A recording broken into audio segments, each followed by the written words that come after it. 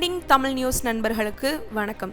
வீடியோக்குள்ள போறதுக்கு முன்னாடி மறக்காம சேனலை சப்ஸ்கிரைப் பண்ணிக்கோங்க. இந்த வீடியோக்கு ஒரு லைக் பண்ணிட்டு உங்களுடைய கருத்துக்களை கமெண்ட் செக்ஷன்ல பதிவிட்டுருங்க. பள்ளி கல்வித்துறையில் 238 போக்சோ வழக்குகள், அமைச்சர் அன்பில் மகேஷ் அறிவிப்பு. அண்ணா அறிவாலயத்தை அண்ணாமலையால் நெருங்க கூட முடியாது என சேகர் பாபு. தமிழகத்தில் திமுக கூட்டணி செல்வாக்குக்கு 52% அதிகரிப்பு, கருத்து கணிப்பில் வெளியான தகவல். சந்திராயன் 3 திட்ட இயக்குனர் வீரமுத்துவேலுக்கு அரசு பொறுப்பு. இரட்டை இலை சின்னத்துக்கு மீண்டும் ஆபத்தா? இபிஎஸ் ஓபிஎஸ் இடம் தேர்தல் ஆணையம் விரைவில் விசாரணை. இது குறித்த செய்திகளை தான் இன்னைக்கு இந்த வீடியோல நம்ம பார்க்க போறோம். பள்ளி கல்வித்துறையில் 238 போக்சோ வழக்குகள், அமைச்சர் அன்பில் மகேஷ் அறிவிப்பு. சென்னை கோட்டூர்புரம் அண்ணா நூற்றாண்டு நூலக அரங்கில் பள்ளி கல்வித்துறை அமைச்சர் அன்பில் மகேஷ் தலைமையில் 10, 11, 12ஆம் வகுப்பு மாணவர்களுக்கான பொதுத் தேர்வு தொடர்பான கண்காணிப்பு அலுவலர்கள், ஆய்வு அலுவலர்களுக்கான ஆலோசனை கூட்டம் நடைபெற்றது. ஆலோசனையின் போது அமைச்சர் அன்பில் மகேஷ் கூறுகையில், பார்வை மாற்றுத்திறனாளிகள் 12ஆம் வகுப்பு தேர்வை கணினி வழியாக எழுத உள்ளனர். பார்வை திறன் குறைபாடு உள்ள மாணவரின் கோரிக்கையை ஏற்று கணினி வழியில் தேர்வெழுத அனுமதி அளிக்கப்பட்டுள்ளது. 12ஆம் வகுப்பு பொது தேர்வை 8.21 லட்சம் பேரும், 11ஆம் வகுப்பு பொது தேர்வை 8.23 லட்சம் பேரும் எழுதுகின்றனர். 10ஆம் வகுப்பு பொது தேர்வை 9.13 லட்சம் மாணவ மாணவிகள் எழுத உள்ளனர். பொது தேர்வு பணியில் நாள்தோறும் 40,000க்கும் மேற்பட்ட ஆசிரியர்கள் ஈடுபட உள்ளனர் எனவும் கூறினார். இதையடுத்து பள்ளி கல்வித்துறை அமைச்சர் அன்பில் மகேஷ் செய்தியாளர்களுக்கு பேட்டியளித்தார். அப்போது அவர் கூறியதாவது, பள்ளி கல்வித்துறையில் 238 போக்சோ வழக்குகள் உள்ளன. அதில் 11 பேர் குற்றமற்றவர்கள், 7 பேர் இறந்து விட்டார்கள். போக்சோ வழக்கில் குற்றம் சாட்டப்பட்ட 56 பேர் மீது இறுதி தீர்ப்பு வர உள்ளது. புகார்கள் தொடர்பாக தவறு செய்தவர்கள் யாராக இருந்தாலும், எந்த பள்ளிக்கூடமாக இருந்தாலும் நடவடிக்கை எடுக்கப்பட்டு வருகிறது. யாரும் பயப்பட தேவையில்லை. உங்களுக்கான பாதுகாப்பை உறுதி செய்ய வேண்டியது அரசின் கடமை. தவறு என்று வரும்போது அது எப்படிப்பட்ட தவறாக இருந்தாலும் உடனடியாக நடவடிக்கை எடுக்கும் விதத்தில் செயல்பட்டு கொண்டிருக்கிறோம் எனவும் அவர் கூறியுள்ளார். அண்ணா அறிவாலயத்தை அண்ணாமலையால் நெருங்கக்கூட முடியாது என சேகர் பாபு. அண்ணா அறிவாலயத்தின் ஒவ்வொரு செங்கலையும் உருவாமல் விடமாட்டேன் என பாஜக மாநில தலைவர் அண்ணாமலை விமர்சித்த நிலையில் அவருக்கு இந்து சமய அறநிலையத்துறை அமைச்சர் PK சேகர் பாபு பதிலடி கொடுத்துள்ளார். இது தொடர்பாக அவர் கூறுகையில், தமிழக பாஜக தலைவர் அண்ணாமலையால் அறிவாலயத்தை நெருங்கக்கூட முடியாது. திமுகவை அழிக்க நினைத்தோர் மண்ணோடு மண்ணாக போனதுதான் வரலாறு. அண்ணாமலை எங்கு போட்டியிட்டாலும் திமுகவின் கடைக்கோடி தொண்டர் கூட அவரை புறமிதுகிட்டு ஓடச் செய்வார். ஆணவமாக பேசுவோருக்கு பதிலளிக்கும் வகையில் 2026 தேர்தலில் மக்கள் திமுகவை ஆட்சியில் அமர வைப்பர். திமுக தொண்டர்கள் கூட அரசியலை கரைத்து குடித்தவர்கள், அண்ணாமலை போல் இறக்குமதி செய்யப்பட்டவர்கள் அல்ல என்றும் கூறியுள்ளார். தமிழகத்தில் திமுக கூட்டணிக்கு செல்வாக்கு 52% அதிகரிப்பு, கருத்து கணிப்பில் வெளியான தகவல். India Today C Voter mood of the nation நடத்திய கருத்து கணிப்பில் தமிழகத்தில் திமுகவின் செல்வாக்கு அதிகரித்திருப்பதாக தெரிய வந்துள்ளது. இந்த கருத்து கணிப்பின்படி தமிழகத்தில் திமுக தலைமையிலான கூட்டணியில் வாக்குகள் 5% உயர்ந்துள்ளது. பாஜக கூட்டணியின் வாக்கு சதவீதம் 3% உயர்ந்துள்ளது. அதே நேரத்தில் அதிமுகவின் வாக்கு 3% சரிந்துள்ளது என கணிக்கப்பட்டுள்ளது. கடந்த ஆண்டு நடந்த பாராளுமன்ற தேர்தலில் தமிழகத்தில் திமுக கூட்டணி 47% வாக்குகளை பெற்றிருந்தது. பாஜக தலைமையிலான கூட்டணி 18% வாக்குகளை பெற்றிருந்தது. அதிமுக கூட்டணி 23% வாக்குகளை பெற்றிருந்தது. இந்த நிலையில் இப்போது பாராளுமன்ற தேர்தல் நடைபெற்று இருந்தால் தமிழகத்தில் திமுக கூட்டணியின் வாக்குகள் 5% உயர்ந்து 52% அதிகரித்திருக்கும். பாஜக தலைமையிலான கூட்டணி வாக்குகள் 3% அதிகரித்து 21% ஆகியிருக்கும். அதிமுக கூட்டணியின் வாக்குகள் 23%இலிருந்து 20% குறைந்திருக்கும் என கருத்து கணிப்பில் தெரிவிக்கப்பட்டுள்ளது. தமிழ்நாட்டில் கட்சிகள் பெறும் இடங்களில் எண்ணிக்கையை பொறுத்தவரை மாற்றமில்லை. கடந்த ஆண்டு நடைபெற்ற பாராளுமன்ற தேர்தலில் திமுக கூட்டணி 39 இடங்களை கைப்பற்றியது. இதில் திமுக 22 இடங்களிலும் காங்கிரஸ் 9 இடங்களிலும் வெற்றி பெற்றன. இப்போது தேர்தல் வைத்திருந்தாலும் அதே நிலைதான் நீடிக்கும். பாஜக மற்றும் அதிமுக கூட்டணிக்கு ஒரு இடம் கூட கிடைக்க வாய்ப்பில்லை எனவும் கூறப்பட்டுள்ளது. தமிழகத்தில் அதிக ரசிகர்கள் பட்டாளத்தை கொண்ட விஜய் 2026 சட்டசபை தேர்தலில் முடிவுகளை நிர்ணயிக்கக்கூடிய இடத்தில் இருப்பார்.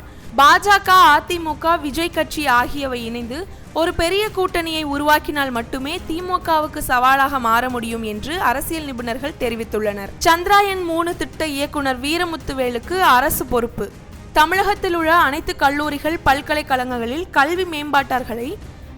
கல்வி மேம்பாட்டர்களுக்கான புதிய திட்டங்களை வகுப்பது, புதிய கல்லூரிகள் பல்கலைக்கழகங்களை தொடங்குவதற்கான விதிமுறைகளை உருவாக்குவது, பேராசிரியர்களுக்கு தொழில்நுட்ப தொடர்பான பயிற்சிகளை வழங்குவது போன்ற பணிகளில் உயர்கல்வி மன்றம் செயல்பட்டு வருகிறது. மத்திய மனிதவள மேம்பாட்டு அமைச்சகம் அறிமுகம் செய்யும் உயர்கல்வி திட்டங்கள் மூலம் மாநில நிதியுதவி பெறுவதிலும் இந்த மன்றத்தின் பங்களிப்பு முக்கியம். இந்த நிலையில் உயர்கல்வி மன்றத்துக்கு 4 பேர் புதிய உறுப்பினர்களாக நியமிக்கப்பட்டுள்ளனர். அதன்படி தரமணி உலக தமிழக ஆராய்ச்சி மையம் உதவி பேராசிரியர் பன்னீர்செல்வம், இஸ்ரோ விஞ்ஞானி வீரமுத்துவேல், எத்திராஜ் மகளிர் கல்லூரியின் தலைவர் முரளிதாசன், மனோன்மணியம் சுந்தர்நாத் பல்கலை துணைவேந்தர் சந்திரசேகர் ஆகியோர் நியமிக்கப்பட்டுள்ளனர். விழுப்புரம் மாவட்டத்தை சேர்ந்தவர் வீரமுத்துவேல் சந்திராயன் 3 திட்ட இயக்குநராக இருந்தபோது நிலவின் தென் துருவத்தில் சந்திராயன் 3 விண்கலத்தை தரையிறக்கி உலக நாடுகளை திரும்பி பார்க்க வைத்து இந்தியாவிற்கும் தமிழகத்திற்கும் பெருமை சேர்த்தவர் என்பது குறிப்பிடத்தக்கது. இரட்டை இலை சின்னத்துக்கு மீண்டும் ஆபத்தா? EPS OPS-இடம் தேர்தல் ஆணையம் விரைவில் விசாரணை. ஜெயலலிதாவின் மறைவிற்கு பிறகு அதிமுகவில் உள்கட்சி மோதல் நீடித்து கொண்டே செல்கிறது. அதிமுகவில் தலைமையை பதவியை யார் வகிப்பது என்பது தொடர்பாக எடப்பாடி பழனிசாமிக்கும் ஓ பன்னீர்செல்வத்துக்கும் இடையே ஏற்பட்ட மோதலில் எடப்பாடி பழனிசாமியின் கை ஓங்கியது. இதைத் தொடர்ந்து அதிமுகவிலிருந்து ஓரம் கட்டப்பட்ட ஓ பன்னீர்செல்வம் தனி அணியாக செயல்பட்டு வருகிறார். அதிமுக பொதுச் செயலாளராக தேர்ந்தெடுக்கப்பட்ட எடப்பாடி பழனிசாமி கட்சியை வழிநடத்தி வருகிறார். இரட்டை இலை சின்னமும் அவரிடமே உள்ளது. அதிமுகவில் சட்ட விதிகளை திருத்தி எடப்பாடி பழனிசாமி பொதுச் செயலாளராக தேர்வு செய்யப்பட்டது செல்லாது என்று ஏற்கனவே தொடரப்பட்டுள்ள பல வழக்குகள் தள்ளுபடியாகி உள்ள நிலையில் சிவில் நீதிமன்றத்தில் மட்டும் அது நிலுவையில் இருந்து வருகிறது. இது குறிப்பிட்டு சிவில் வழக்கு விசாரணை முடிவுக்கு வரும் வரையில் எடப்பாடி பழனிசாமி இரட்டை இலை சின்னத்தை பயன்படுத்த அனுமதிக்க கூடாது என தேர்தல் ஆணையத்துக்கு உத்தரவிடக் கோரி தொடரப்பட்ட வழக்கில் பிறப்பிக்கப்பட்ட உத்தரவின் பேரில் தேர்தல் ஆணையம் விசாரணை நடத்தி வந்தது. இதற்கு ஹைகோர்ட் தடை விதித்திருந்த நிலையில் அதனை நீக்க வேண்டும் என்று வலியுறுத்தி தொடரப்பட்ட மனுக்கள் மீதான விசாரணையை முடித்து நேற்று உத்தரவு பிறப்பிக்கப்பட்டது. அதில் அதிமுக பொதுச் செயலாளர் பதவி, இரட்டை இலை சின்னம் விவகாரம் தொடர்பாக தேர்தல் கமிஷன் விசாரணை நடத்தலாம் என்று கூறியுள்ள ஹைகோர்ட் இதனை எதிர்த்து எடப்பாடி பழனிசாமியின் மனுவை அதிரடியாக தள்ளுபடி செய்து உத்தரவிட்டுள்ளது. இதன் மூலம் தேர்தல் ஆணையம் இது தொடர்பாக மீண்டும் விசாரணை நடத்துவதற்கு முடிவு செய்துள்ளது. எடப்பாடி பழனிசாமி, ஓ பன்னீர்செல்வம் மற்றும் இந்த விவகாரத்தில் தொடர்புடைய 6 பேரிடம் கருத்துக்களை கேட்க முடிவு செய்யப்பட்டுள்ளது. இது தொடர்பாக இந்திய தேர்தல் ஆணையம் சம்பந்தப்பட்ட அனைவருக்கும் விரைவில் அழைப்பாணை அழைப்பதற்கு திட்டமிட்டுள்ளதாக தகவல் வெளியாகியுள்ளது. ஜெயலலிதா மறைந்த பின்னர் 2017ஆம் ஆண்டு நடந்த RK நகர் தொகுதி இடைத்தேர்தலின் போது இரட்டை இலை சின்னம் முடக்கப்பட்டிருந்தது. இதன் பின்னர் எடப்பாடி பழனிசாமியின் தலைமையை ஏற்று தேர்தல் ஆணையம் இரட்டை இலை சின்னத்தை அவருக்கே ஒதுக்கியது. இந்த நிலையில் தற்போது மீண்டும் இரட்டை இலை சின்னத்துக்கு ஆபத்து ஏற்படுமோ என்கின்ற அச்சம் கட்சியினர் மத்தியில் ஏற்பட்டுள்ளது. இது தொடர்பாக OPS ஆதரவு வக்கீல் ஒருவர் கூறும்போது, தேர்தல் ஆணையம் நடத்தும் விசாரணையில் நல்ல முடிவு எடுக்கப்படும் என்கின்ற நம்பிக்கை ஏற்பட்டுள்ளதாகவும் ஒன்றுபட்ட அதிமுகவை தொண்டர்கள் விரும்புகிறார்கள் என்றும் தெரிவித்திருந்தார்.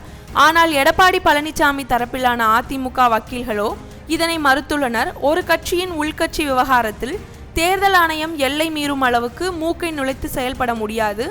கட்சிக்குள் பிரச்சனை ஏற்பட்டு அது 2 அணியாக செயல்பட்டால் மட்டுமே யாருக்கு அதிக ஆதரவு உள்ளது என்பதை தேர்தல் ஆணையம் கண்டறியலாம்.